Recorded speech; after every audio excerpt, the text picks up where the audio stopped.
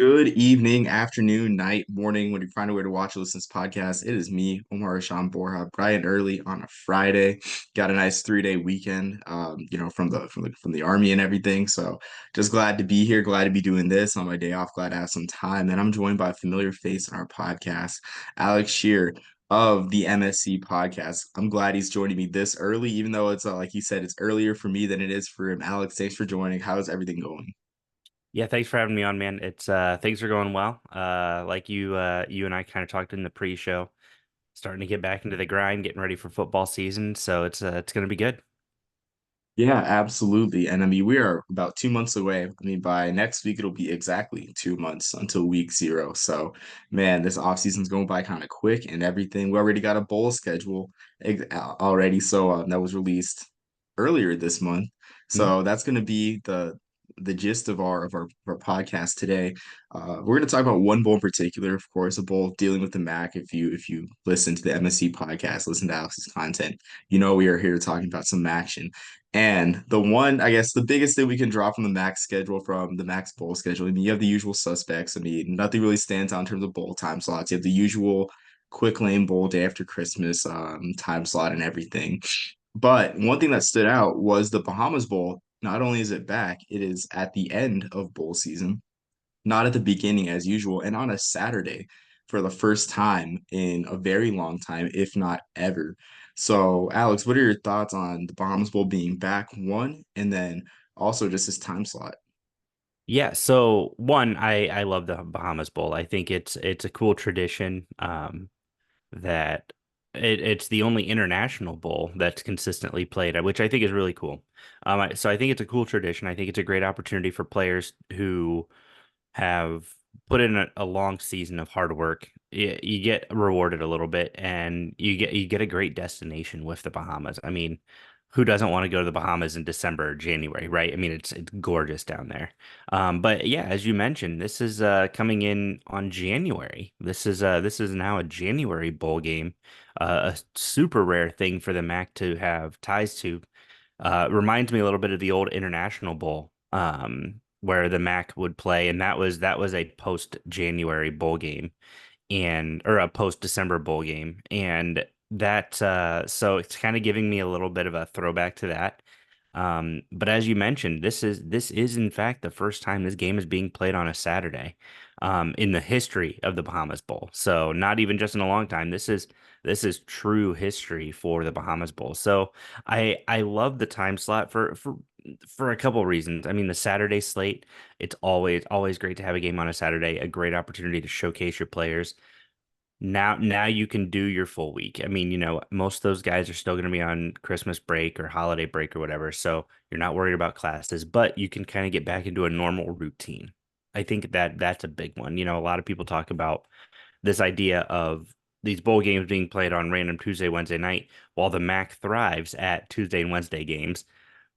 Having some sense of normalcy and playing a bowl game on a Saturday, it just feels right, especially a bowl game like this. Yeah, I agree. And that's a good point about the rhythm and everything, just getting back to rhythm on a Saturday, I mean, no classes as a distraction. I mean, definitely, I mean, you don't want any distractions when you're playing internationally, of course. I mean, the kickoff time is a bit early, 11 a.m., but looking at the ratings over the past few years since the Bahamas Bowl left the Christmas Eve time slot, it's consistently been one of the lowest rated bowl games, like bottom two, if not the lowest rated bowl game. And Mhm. it's kind of sad because I think that with the Bahamas, well, I feel like a lot of people will watch like the first couple years, the ratings were outstanding. I think over 2 million people watched the 2015 game in doing my brief research on Sports Media Watch. Over 2 million people watched the 2015 game between Western Michigan and Middle Tennessee. And then you compare that to like around 800,000 watching, which is still amazing for a Friday morning for the 2022 game between UAB and Miami of Ohio. With that Mhm. game, I remember I was at my work desk just like watching it at my phone, and the workday like had barely started. It was a really weird feeling, but Mhm. I think it's just definitely great for TV ratings, and I think it's great too because the first weekend of January, first Saturday of January is a big day for football, as I had written before how ABC has their Monday night doubleheader on Saturday, doubleheader Saturday night, which I think they should have went all in and put the game on ABC Hmm. as a triple header lead into the rest of the games. But Sure. still, if you have, I guess if you have intentions of watching football all day on a Saturday, the Bahamas Bowl will be part of those plans, and you will know about the Bahamas Bowl. You will tune into the Bahamas Bowl. So I just think it's great all around. I think it's great that it's at the end of the season because I'm not sure how much the players got to enjoy the Bahamas in the lead up to the game when it was at the beginning of bowl season on the first Friday of bowl season. I can imagine that after Christmas there'll be a lot of time for events at the Bahamas Bowl for players to truly enjoy the experience, and of course prepare for winning a game because that's the most important thing. Hmm. So I think there's a couple other kind of things that people aren't really looking at, and I think that are really, really critical. When the Bahamas Bowl was in the first half of bowl season, really the first weekend of bowl season, there were so many logistical things to get in place. I've talked to a couple SIDs about kind of the process of getting ready for the Bahamas Bowl. I've talked to a couple coaches, and they said it's you go from the the 1 week break because most of the participants aren't in the MAC championship. So you get the 1 week break of the MAC championship game, and then you're getting on flights, you're getting on buses to get down to the Bahamas. So I know Toledo, they typically fly down out of Toledo Express, um, or Toledo Airport, and then they fly down to Florida, and then they kind of hop over to the Bahamas. But now you're talking players who don't have passports. So you have to get expedited passports. You're talking coaches who don't have passports, got to get expedited passports. I mean, you're talking to all this staff. I've talked to the marching band. The I've had Dr. Andrew Rhodes from the University of Toledo marching band on the show back in March, and he talked a little bit about the logistics of getting the band. The NCAA has requirements on how many band people are there. Like even for this international bowl game, you have to have X amount of band people there. Obviously, they would prefer most of it, but I think it was something like 85% of the band has to be available for postseason. So it's there's a lot of logistical nightmares.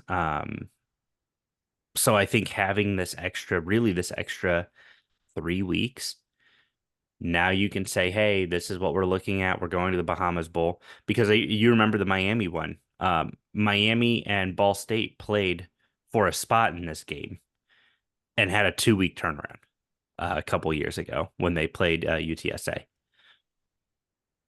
That, that's just such a nightmare. You have to imagine both teams are prepping like, hey, we're gonna go get ready for this game, but we got to win tonight first. And we don't want to over prep because we don't want to, it's just so many moving parts. Now you get a much bigger gap. And especially for an international game, I think that's so critical. Yeah, exactly. And I think everything that you just mentioned might make this game more permanent in that time slot. Or Hmm. I guess not time slot, but in this date at the end. It just makes more sense, honestly. And I think the great thing about the 12 team playoff is it's created I guess, need for the bowl season to be more spread out. Like this is the longest postseason in I won't say college football history, but FBS history, Hmm. where this is spanning from the second week of December all the way to Martin Luther King Day. So over a month of postseason football is being played. And that just offers less congestion on the bowl schedule because you have room to play with, honestly. I mean, you have your congested days like the 28th this year with eight bowl games, 7, 8 bowl games that weekend, but Hmm. you have room for standalone games like the Gator Bowls on January 2nd, followed by the First Responder Bowl being a standalone game on January 3rd. So I think it's great, and I think that we'll see this. I think that we'll see MAC athletic directors or athletic directors who are playing in this game breathe a sigh of relief and I guess express that to ESPN. I mean, in the end, ESPN has a say because it is their bowl, Yes. it is their cash cow. But I mean, I think that their voice should be, and I mean, I think it will be heard, and this game will be played, will be continued to play at the end because, like you mentioned the international bowl, and I forgot about that. And I think for a lot of those reasons that you mentioned, that game was a post December game. Like it was the bow on bowl season before the BCS national title game of those days. So I Mhm. think that's a great point that you mentioned. And I think I think it's here to stay on that Saturday. Well, and I think even with the International Bowl, that one was what, right in Canada, right? So I mean, that Yes. was a lot easier to get to. You could drive, you could fly. I mean, now if you've got fans who want to go to the International Bowl, they're not trying to get their passports in a matter of a week and a half. I mean, there's so many other things too. I think overall having this bowl game in this January time slot is going you're going to see probably not the first year a huge jump in terms of actual attendance, but the Bahamas love it. The people of the Bahamas, they absolutely love this bowl game. They love having the fans there. They love all this opportunity for people to kind of see their country, right? To see what they have. And but two, now you get the fans of those schools are finally going to have an opportunity to travel. Because I've looked at going to the Bahamas Bowl a couple times, and that's a quick turnaround. Partly my fault. I got to get my passport renewed. I recognize that. I'm working on it. It expired during COVID, and I just decided to not renew it. I'm like, I don't want to waste time with a passport until I know. But it's one of those things. I think that overall this is going to be a huge benefit for the fans, for the athletes, and the coaches, the programs, whatever. This movement of this time slot, huge all around for everybody. Yeah, exactly. I mean, now fans can actually plan for going to the Bahamas Bowl, Hmm. without I guess having to miss out on other bowl games. Like it's a standalone bowl game now. Because I think I remember, yeah, 2019. Like I mean, Central Michigan played on the day after the Bahamas Bowl, Ah, that was a great the game. New Mexico Bowl. Yeah, that was yeah, I mean, I wanted to go to that game, because I mean, of course, my family's from New Mexico, Hmm. and it's a MAC team in the Bahamas Bowl or in the New Mexico Bowl. I mean, it had kind of a Rose Bowl like feel, Yep. but I had finals the day before. Okay. Sucks. So, and of course, like flying from New York to New Mexico, to make a noon kickoff at just not realistic. Hmm.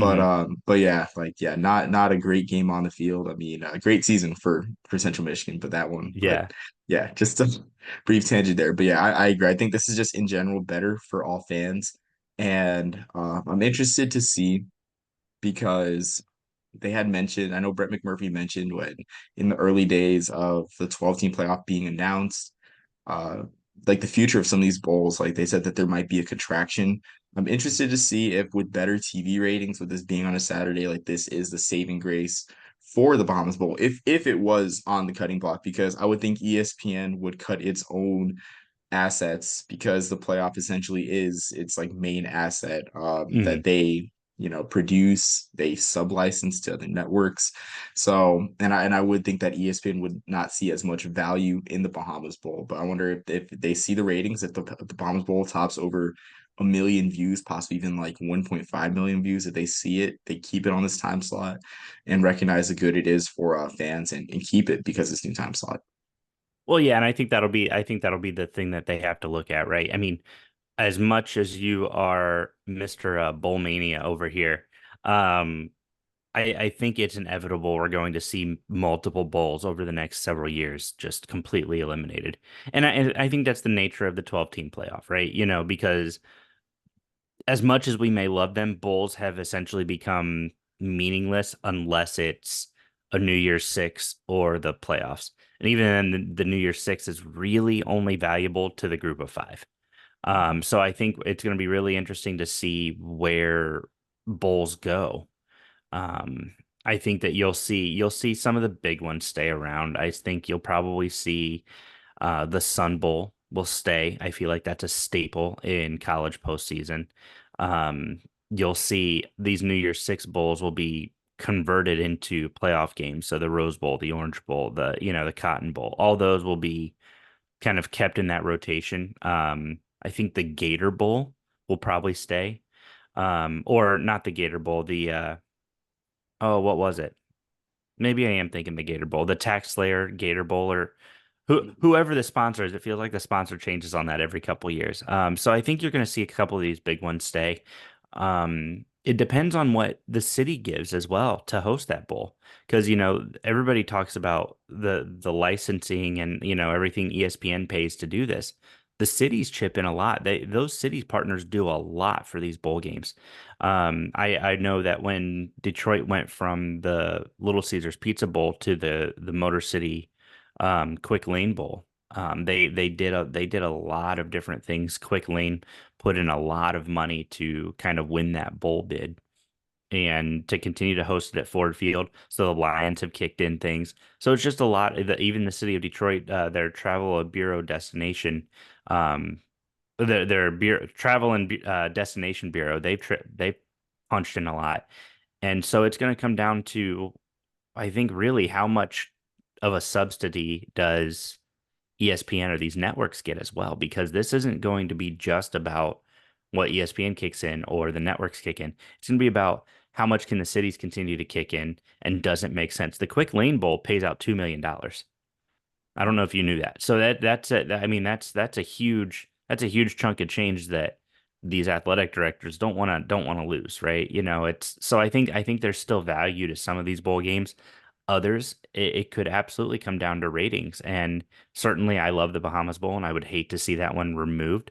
But it's one of those things that I think the elimination of bowl games is unfortunately inevitable.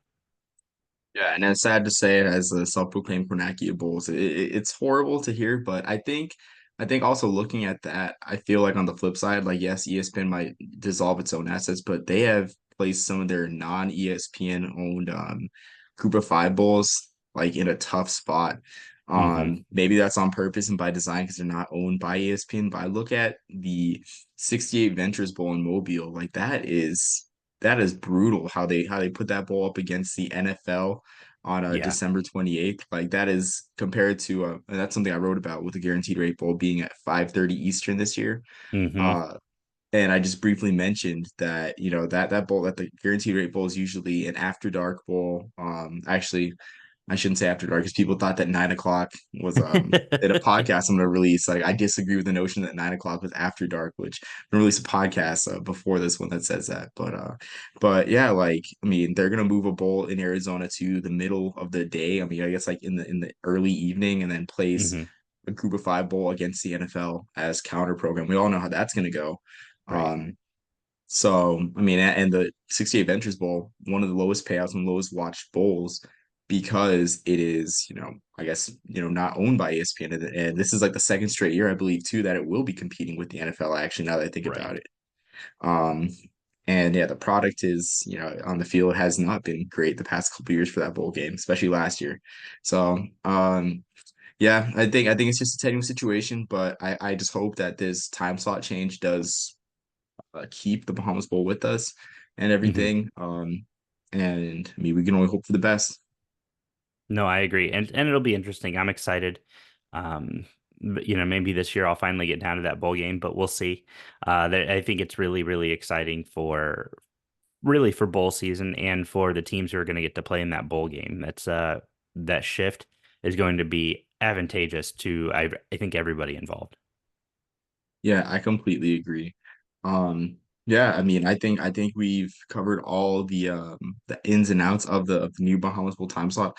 Alex, I'll give you this time to plug anything the MSC podcast or anything related to it, anything that you're doing lately before we sign off.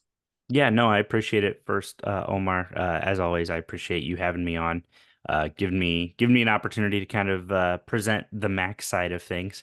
It's always a pleasure to join you and to get a chance to pick your brain as you pick mine, and it's always a blast to be here.